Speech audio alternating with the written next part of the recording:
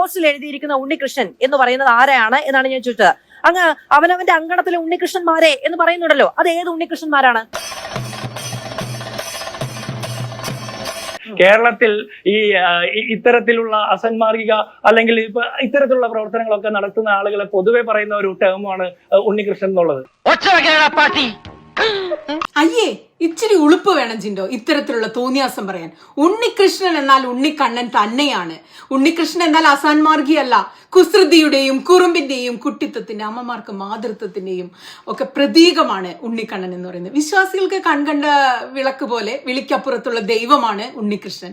Doctor Jinto, നീ ആരാടേ? തനിക്ക് ആരെയായി പുതിയ അറിവുകളൊക്കെ പകർന്നു നൽകിയത്? ഉണ്ണിക്കണ്ണൻ അസാൻമാർഗിയാണോ? ഇത്തരത്തിലുള്ള പ്രവർത്തനങ്ങളൊക്കെ നടത്തുന്ന ആളുകളെ പൊതുവെ പറയുന്ന ഒരു ടേമാണ് ഉണ്ണികൃഷ്ണൻ എന്നുള്ളത്.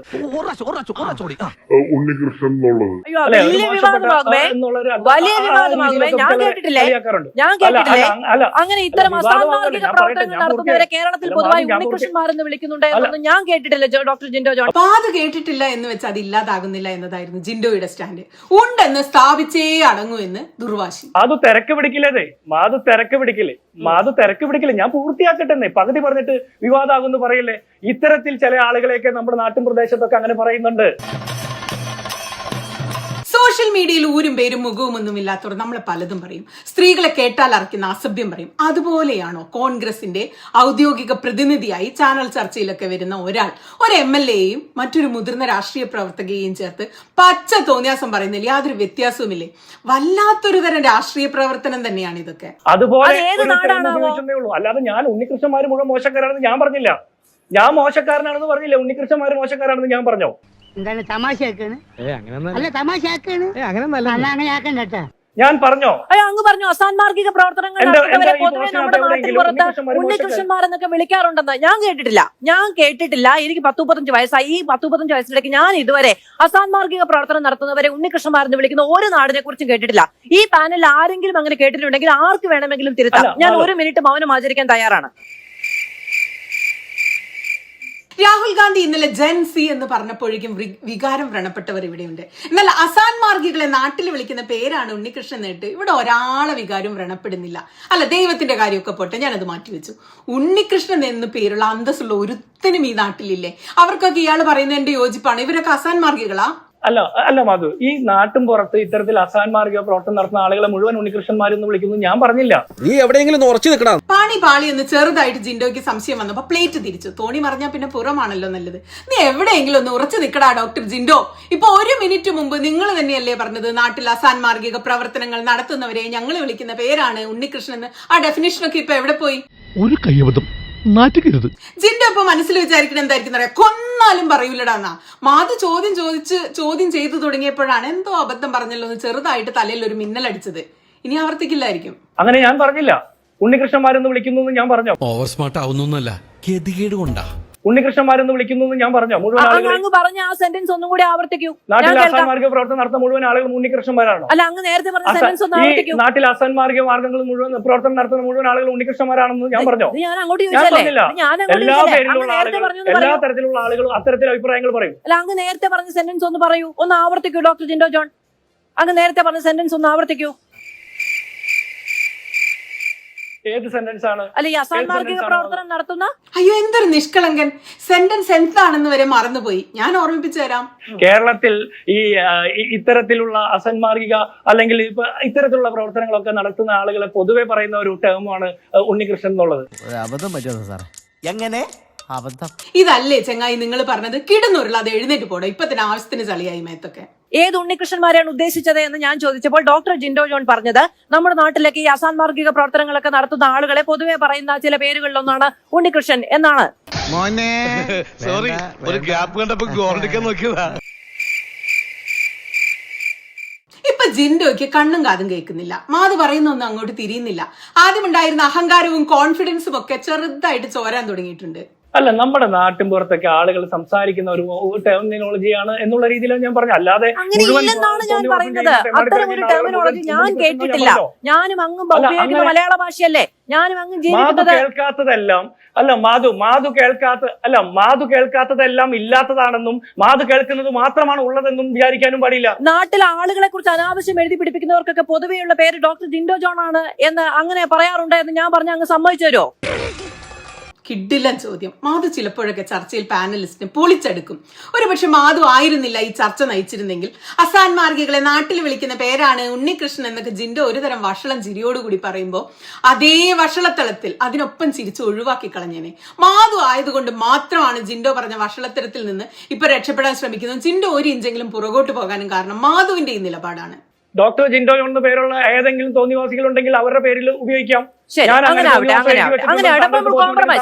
കോംപ്രമൈസ്. ഈ ഒരൊറ്റ ചർച്ചയും കഴിഞ്ഞ 2 ദിവസം ഇട്ട പോസ്റ്റും കൊണ്ട് ജിൻഡോ ജോൺ ഒരു തോന്നിയാസിയാണെന്ന് തെളിയിച്ചിട്ടുണ്ട്.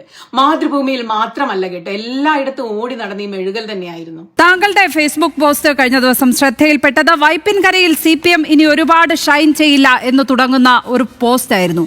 ആ പോസ്റ്റിലെ കണ്ടന്റിനോട് ഇപ്പോഴും താങ്കൾ യോജിച്ച് നിൽക്കുന്നുണ്ടോ അതോ അത് പിൻവലിക്കുന്നുണ്ടോ? KJ ഷൈന്റെ പേര് പറഞ്ഞ് ആ പൊളിറ്റിക്സിനെ നിങ്ങൾ എങ്ങനെ ഉയർത്തി കാണിക്കുന്നു എന്നുള്ളതാണ് വിഷയം. KJ ഷൈന്റെ പേര് ഇതിലേക്ക് എന്തിന് വലിച്ചിഴയ്ക്കുന്നു എന്നുള്ളിടത്താണ് പ്രശ്നം. അവിടെയാണ് ഒരു സ്ത്രീയെ അപവാദ പ്രചരണത്തിന് നിങ്ങൾ ഇരയാക്കുന്നു എന്ന് പറയുന്ന ഒരു പ്രധാനപ്പെട്ട വിഷയം വരുന്നത്. ഡോക്ടർ ജിൻഡോ ജോൺ, ഈ സൈബർ അതിക്രമത്തിന് ആളുകളെ വലിച്ചെറിഞ്ഞു കൊടുക്കുന്ന ആരും ഇന്ന ആളുകൾ ഇന്ന രീതിയിൽ അവരുടെ ഐഡന്റിറ്റി ഇതാണ്, അവരുടെ ആധാർ കാർഡിന്റെ പകർപ്പ് ഇതാണ് എന്ന് പറഞ്ഞുകൊണ്ട് ആളെ ചൂണ്ടിക്കാണിച്ചുകൊണ്ടല്ല അത്തരം പോസ്റ്റുകൾ എഴുതുകയും പങ്കുവെക്കുകയും ചെയ്യുന്നത്. CPM വൈപ്പിൽ അധികം ഷൈൻ ചെയ്യില്ല എന്ന് അങ്ങ് പറഞ്ഞത് KJ ഷൈൻ എന്ന വ്യക്തിയെ ഉദ്ദേശിച്ച് തന്നെയാണ് എന്ന് മനസ്സിലാക്കാൻ നമ്മള് മന്ത്രം ഉരുവിട്ട് നോക്കുകയും കബഡി നിർത്തുകയും ഒന്നും വേണ്ട. അപ്പോൾ അങ്ങ് അതിക്രമത്തിന്റെയും ആ അധിക്ഷേപത്തിന്റെയും ഭാഗമായി തന്നെയാണ് ചെയ്തത്. അതുകൊണ്ടാണ് അവർക്ക് നേരെ കോൺഗ്രസിന് നേരെ വിരൽ ചൂണ്ടാൻ കഴിയുന്നത്. ഒരു പച്ച തോന്നിയാസിയെ പെർവേർട്ടിനെ പോലെ ഫേസ്ബുക്കിൽ വായിൽ തോന്നിയത് എഴുതി വെച്ചിട്ട് ഇപ്പൊ കിടന്ന് മെഴുകാണ്. അതിനെക്കുറിച്ച് ചോദ്യം ചോദിക്കുമ്പോൾ ഞാൻ ഉണ്ണികൃഷ്ണൻ എന്ന് പറയുന്നത് MLA അല്ല, ഷൈൻ എന്ന് പറഞ്ഞ KJ ഷൈൻ ടീച്ചറെ അല്ല. നാണോ ഇല്ല ഇയാൾക്ക്? ഒരു ഉളുപ്പെങ്കിലും ഉണ്ടോ? ഡോക്ടർ എന്നൊക്കെ ഉണ്ടല്ലോ പേരിന്റെ മുമ്പിൽ. ഈ വീഡിയോ കണ്ടുകൊണ്ടിരിക്കുന്നവർക്ക് വിഷയം മനസ്സിലായി കാണുമെന്ന് കരുതുന്നു.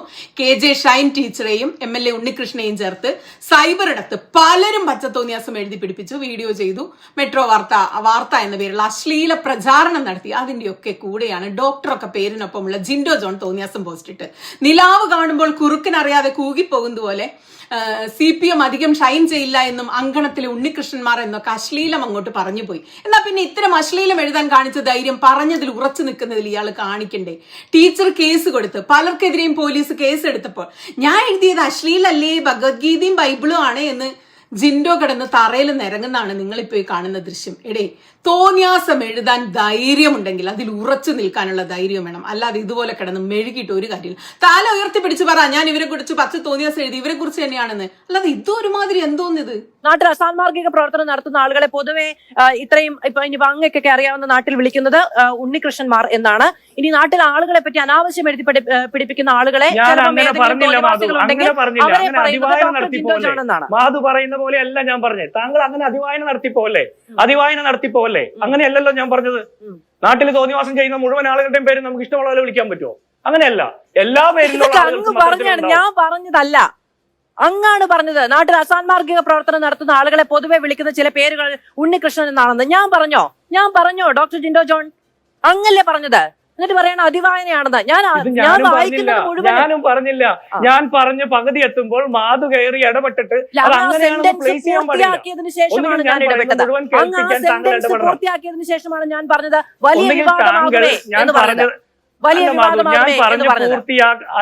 ഞാൻ പൂർത്തിയാക്കുന്നതിന് മുമ്പാണ് താങ്കൾ പറഞ്ഞു തീർന്നതിന് ശേഷമാണ് ഞാൻ പറഞ്ഞത്. അതിന്റെ എല്ലാ തലങ്ങളെയും കുറിച്ച് ഞാൻ ആലോചിച്ചാണ് പറഞ്ഞത് വലിയ വിവാദമാകുമേ എന്ന്. ഞാൻ അങ്ങേ കൊണ്ടുപോയി പെടുത്തി കളയണ്ട എന്ന് വിചാരിച്ചിട്ട് കൂടിയാണ് പറഞ്ഞത് എന്നങ്ങ് വിചാരിച്ചോളൂ. എന്താ ഇയാളെയൊക്കെ നമ്മൾ പറയേണ്ടത്? സോഷ്യൽ മീഡിയയിൽ പ്രത്യേകിച്ച് ഫേസ്ബുക്കിൽ ദൈനംദിന രാഷ്ട്രീയം പറഞ്ഞിരുന്ന ഒരാളാണ് ഞാൻ അടക്കമുള്ള നിരവധി സ്ത്രീകൾ. ഇപ്പൊ അത് ചെയ്യുന്നത് വളരെ കുറവാണ്. കാരണം ഇത്തരത്തിലുള്ള വഷളന്മാരെ പേടിച്ചിട്ടാണ്. ഇവരുടെ ദ്വയാർത്ഥ പ്രയോഗം, അശ്ലീലമൊന്നും സഹിക്കാൻ പ്രത്യേക തൊലിക്കെട്ടി വേണം. ഇപ്പൊ ഫേസ്ബുക്കിൽ സൈബർ ആക്രമണം മാത്രം അത്രമേ ഉള്ളൂ. സൈബർ സംരക്ഷണം എന്നില്ല. ഏത് ഭാഗത്തുള്ള സ്ത്രീകളുടെ അവസ്ഥ ഇതൊക്കെ തന്നെയാണ്. രാഷ്ട്രീയം ഒന്നും ഇതിൽ വിഷയമല്ല. രാവിലെ എഴുന്നേറ്റ് വരിക, ആനുകാലിക വിഷയങ്ങൾ അഭിപ്രായം പറയുക, ഈ ജിൻഡോയെ പോലെയുള്ള കുറെ തോന്നിയാസികളുടെ വായിൽ അശ്ലീലവും അസഭ്യവും കേൾക്കുക. എന്ത് കാര്യമുള്ളത്? ഫേസ്ബുക്കിലേക്ക് പോകാതിരുന്നാൽ, സോഷ്യൽ മീഡിയ സൈൻ ഔട്ട് ചെയ്താൽ മനസമാധാനമുണ്ട്, ആത്മാഭിമാനമുണ്ട്, മാനമുണ്ട്, അഭിമാനമുണ്ട്. ഇതുപോലുള്ള വഷളന്മാർക്ക് പന്താടാനുള്ളതല്ല സ്ത്രീകളുടെ അഭിമാനം. അപ്പൊ നമുക്ക് ഇന്ന് യൂട്യൂബിൽ കാണാം. ഇവിടെ അത്രയും വലിയ പ്രശ്നം കാണുന്നില്ല. ഫേസ്ബുക്കിൽ ജിൻഡോമാർ എന്താ പറയാ, നുരച്ചു പുളയട്ടെ. സെപ്റ്റി ടാങ്കിലൊക്കെ കൃമികീടങ്ങൾ കിടന്ന് നുരച്ചു പുളയില്ല. അതുപോലെ ഫേസ്ബുക്ക് അവരെടുക്കട്ടെ. പച്ച തോന്നിയാസം പറയാനും സ്ത്രീകളെ അപമാനിക്കാനും വേണ്ടി സ്വന്തമായി എഴുതിയെടുത്തോട്ടെ.